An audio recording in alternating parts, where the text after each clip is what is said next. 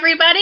It's Jennifer Darling here, your positively successful sales coach with Jennifer Darling. And we are back for another fantastic issue of Positively Successful Women in Business. And tonight, my special guest is the amazing Laurie Zerga. Let me tell you a little bit about Laurie, and then we're going to get diving right into some questions to help you with your business. So Laurie is the founder of Booming Business with Ease. She is a business advisor and consultant. She combines a passion for relationships, community, and business to support business owners. She successfully navigates many roles society mandates of women. Interesting. While raising two daughters, she climbed to an officer from, Bechtel, Siemens, to Charles Schwab. Now, I know that one. That's like major, huge. Since 9/11, she transitioned from consultant to entrepreneur, launching Chef K Culinary Health Education for Kids, a national company. Today, she helps business owners grow their business with ease. And I had the really great honor of going to one of Laurie's events in Petaluma or Sonoma area for a couple of days. And she's so fabulous. And she has all kinds of different ways of thinking that make a lot of sense to the business world. But sometimes consultants and coaches don't go that way necessarily, but she's so smart because she's got all this financial intelligence in her brain that she brings such a different and unique perspective that will help you make money in your business. Don't we love that? So welcome, Laurie, to my show. Thank you. I so appreciate you having me here today. You're welcome. How are you doing tonight? Great. It's a beautiful day. We have spring and all this good stuff going on, right? Isn't it? Yeah, makes you beautiful. Feel good too. Like I keep putting the sunroof open. You know, I slather on SPF, but I've got the sunroof open. It is so nice. So, Laurie, tell us a little bit about your business. What do you love to do? Well, I really love going in and working with business owners to get them to look at different ways to run their business. So often business owners leave a traditional job to do what they love and bring it out into the world. And then almost the business becomes their mean, evil boss again, right? I know. It's I'm chained to this business. I was chained to that one. Now I'm chained to this one even more. Right. So I like to really look at, change the perspective on that. How do you really leverage your time effectively to go from striving to thriving in your business? Very good. Awesome. Hey, Laurie, I want to let the viewers know if you've signed on, because we already have viewers already. This is fantabulous. That's going to be my word of the week. So if you are watching us, I want to let you know that we are speaking to the awesome Laurie Zerga, and she is an expert in many areas in business. And if you have any questions while you're listening to our interview, or if you'd like to put any comments on the screen, just go to the comment section in your Facebook link and just write a question in, and we'll be happy to answer any questions as best as we can as they come up. We'd love to engage with the audience. We are live, so make sure to do that in the comments box. So, Laurie, I've got a couple of questions for you tonight. I want you to talk about a little bit. One of the things is to me, you're the money gal. Like you're the finance gal. You know that area so super well. And a lot of business owners know their product or service really well, but they don't really, have a great grip of the revenue and the profits and the financial piece of it. So what are 3 things that business owners can do to increase their bottom line that they might not think about? Well, I like to have, one of the first things I really like people to do is look at their clients. Especially if you're an established business, if you've been in business for a couple of years, you're starting to have a track record. You're starting to have some history to look at. And be a detective. Who are your favorite clients and who are the most profitable clients? And imagine if your most profitable client, let's just say, was a $10,000 client. And and the rest of them are maybe, 1,000 here, 500 there, whatever. How do you make the majority or your average client that $10,000 client? What would that do to your business? So that's number one. Yeah, so that was number one. Look at your clients and who are the most profitable and fun to work with. Mm-hmm. And then you want to do the same thing with your products and services. Mm. So look at the history of your products and services and find out which ones are the most profitable. And how do you do more of those? Like I was just working with a client a couple of weeks ago, and he was talking about all of the different services he had. And I said, well, which ones are the most fun and the most profitable? Same question for your products and services. And he said, you know what? I do new installations all the time, and you'd think that would be the most profitable, but it ends up being the biggest headache with new construction. And Wow. So we went through it, and 2 weeks later he called me. He goes, you know what? My life already is so much easier. I have some new construction in flight, but I'm not taking on any more. And I know it's going to change my business completely because of the way the pay structure and cash flow works with new construction versus maintenance and installation for existing customers. So what could it be for you like that? Mm-hmm.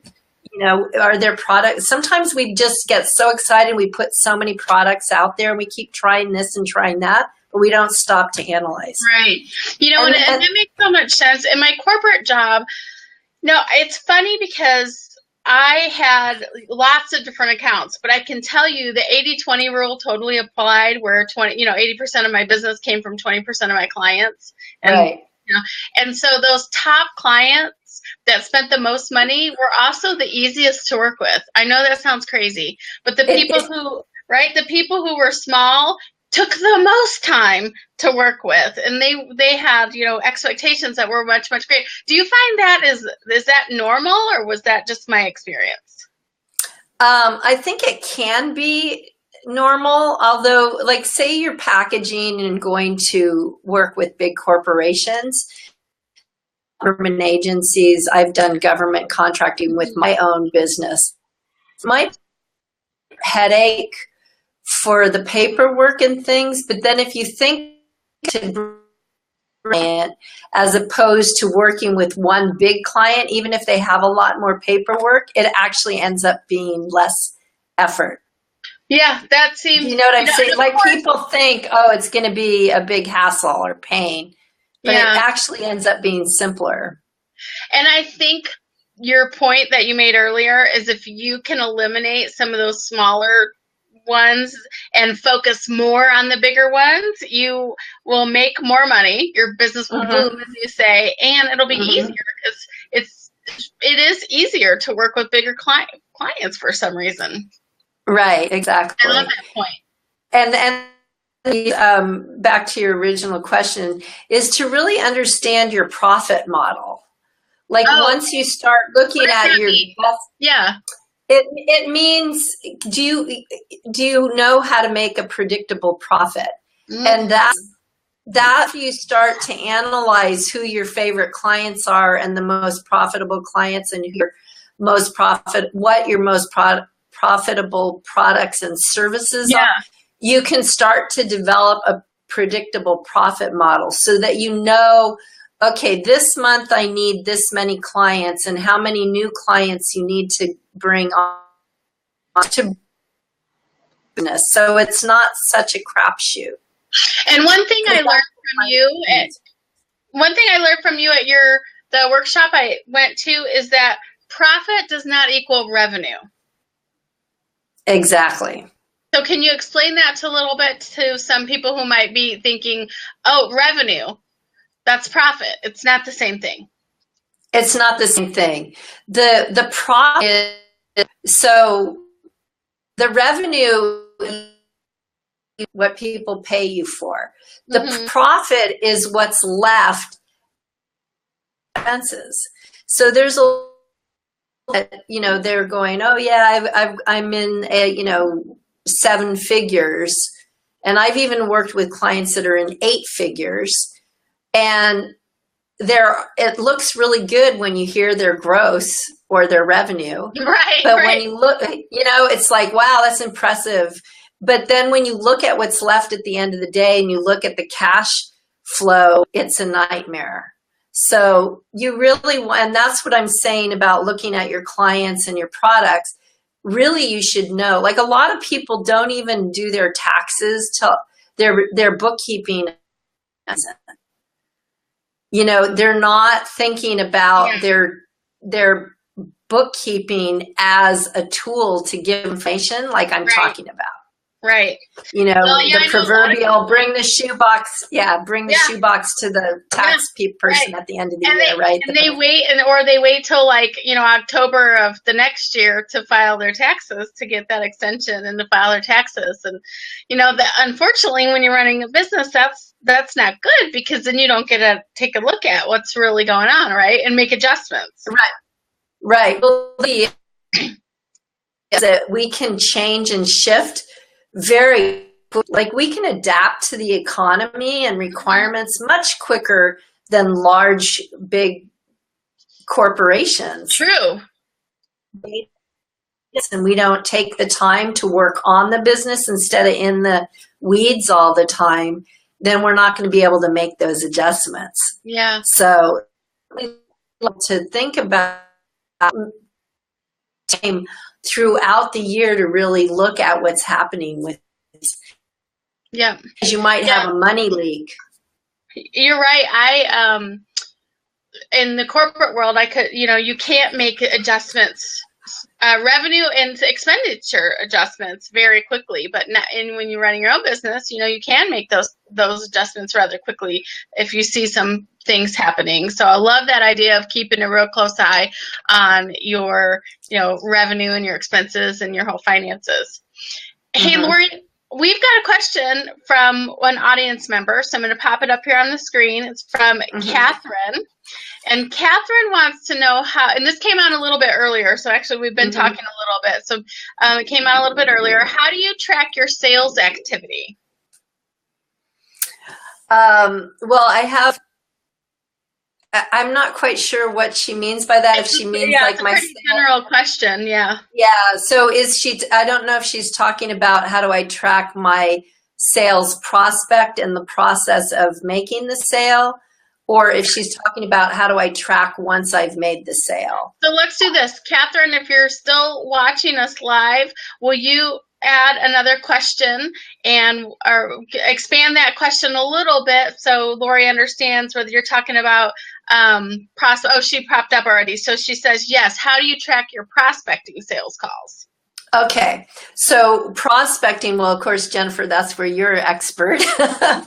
And I've learned tips from you on that. But what I do is I have a customer relationship management product that I put people in that I've gotten permission, and I use that for identifying who I should be calling, and I'm tagging people so I know where they are and where I met them and a lot of things like that.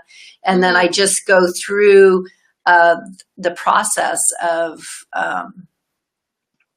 tracking people. I hope, and there's a lot of different customer relationship products out there, and I'm sure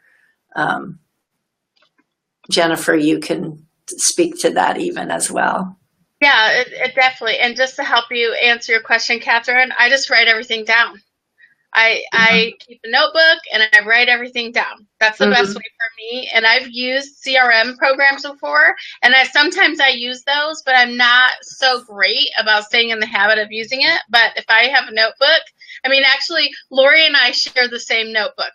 We do, yeah. I actually write the notes down, but then I do enter them in the CRM, and then I do a follow-up in the CRM. Yeah, so Laurie's better about using a CRM than me. CRM stands for Customer Relationships Management. And Laurie, you use Infusionsoft? I use Infusionsoft. Prior to that, I used some free shareware called Civi CRM. There's a lot of different ones out there at all different price ranges too. The important thing is to be able to create a database so that you can do campaigns to your prospective clients and keep developing relationships. So marketing automation campaigns is what Laurie's referring to, and there's all different kinds of ways to do that. But I'm going to get us back to talking a little bit more about the financial piece of the business. So what would you say, Laurie, is different about your consulting firm and other consulting firms that people may be familiar with? Well, I think one of the different things, like there's a lot of business consultants out there, and a lot of people there's specialists in social media, there's specialists in marketing or bookkeeping or graphics design, press releases and all that. And there's a lot of focus out there on sales and marketing, which is a super important piece. But a lot of people forget about the back office part and these things that I'm talking about. Like there's a lot of information that you have that you can create recipes for, or systems, if you will. I'm a foodie, and so I kind of think of anything I do as a recipe. I haven't heard that before from you. I love that. That Mary said, in with the booming business with ease. Exactly. I love it. I think that that's one of the reasons I've always been a systems person. I mean, that was one of the things I specialized in corporate, was developing systems, repeatable processes. And the more and if you really want to grow your business, that is an important key. And I think what's different about me is that I look at, where can you simplify? Because remember, the ease part, to me, anytime that you have a recipe, it's going to be much easier to follow that than to say, now, what ingredients do I put in there? And it's easy to forget things. And that's how, for example, I was able with Chef K to get a government contract, because if I was going to be going to, 15, 30 bases at a time, in a 5-month period, to do our service, they wanted each base and each installation to have the exact same experience. Well, when I have multiple people flying out, they're not going to get the same experience unless I have a repeat.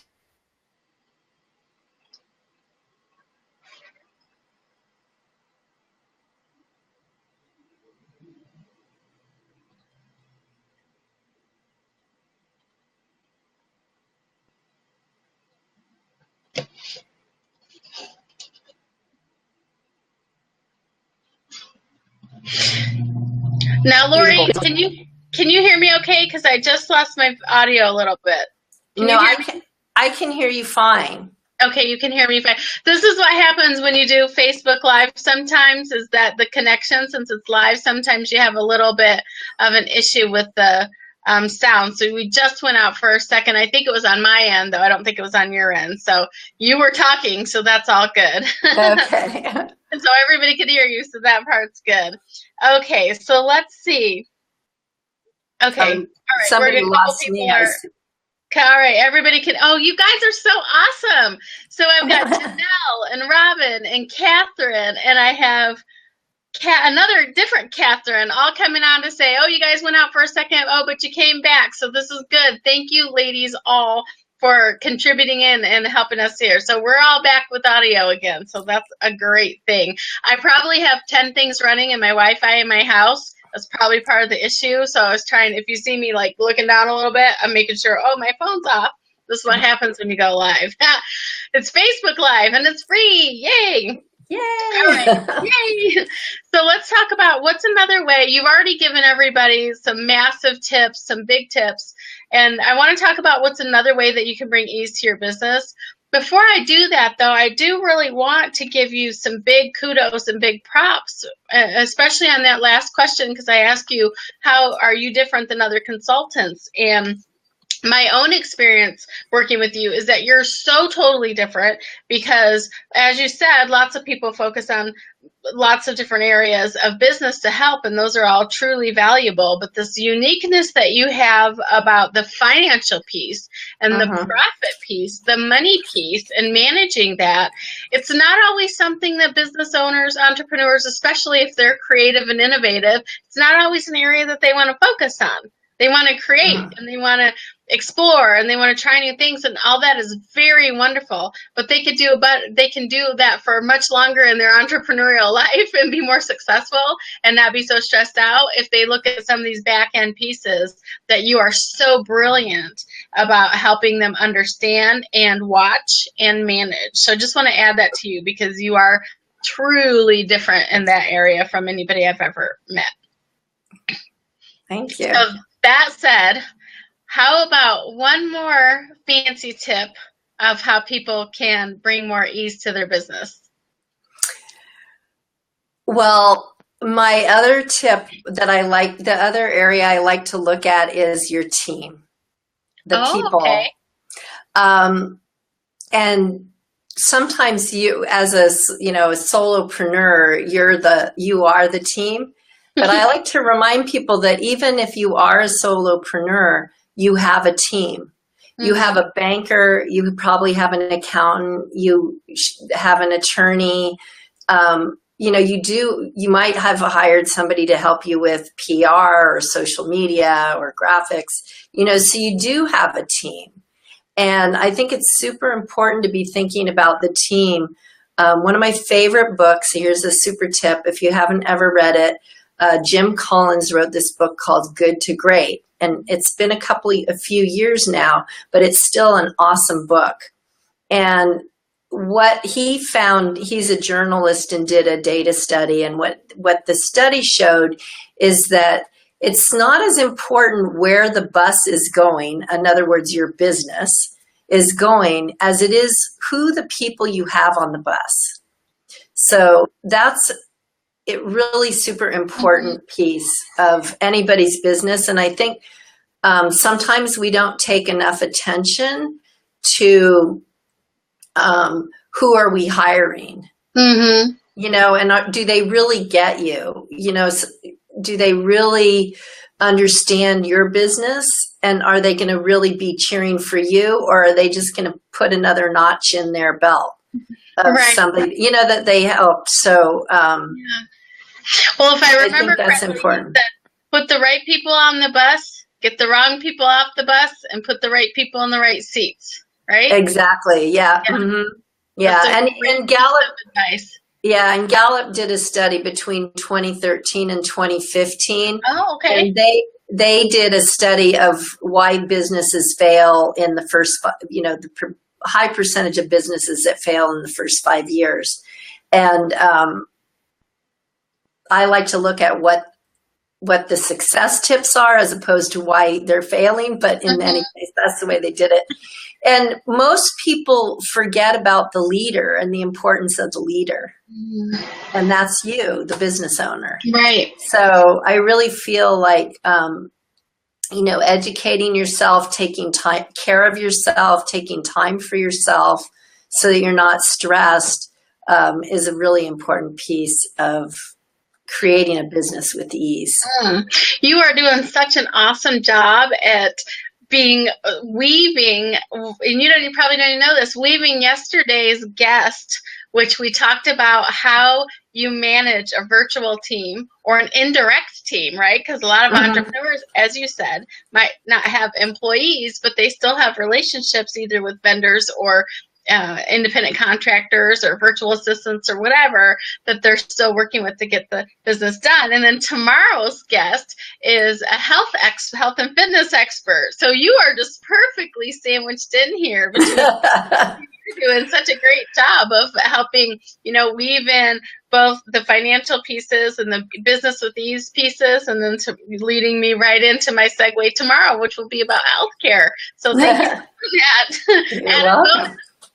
Now, I don't see any other questions pop up here, and we're just about out of time. Believe it or not, we've been chatting for about 26 minutes here. So what I want to do is I want to ask you if there's any additional information you want to share with viewers, and how can people get in touch with you? So if people want to learn more about Laurie Zerga and Booming Business with Ease, what's the best way for people to get in touch with you?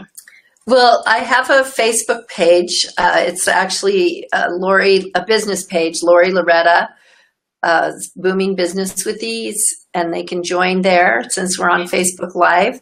I also have a group Laurie Zerga's Booming Business with Ease group. I often do Facebook Live on Mondays, midday there. Excellent. About what time, a specific time on Monday?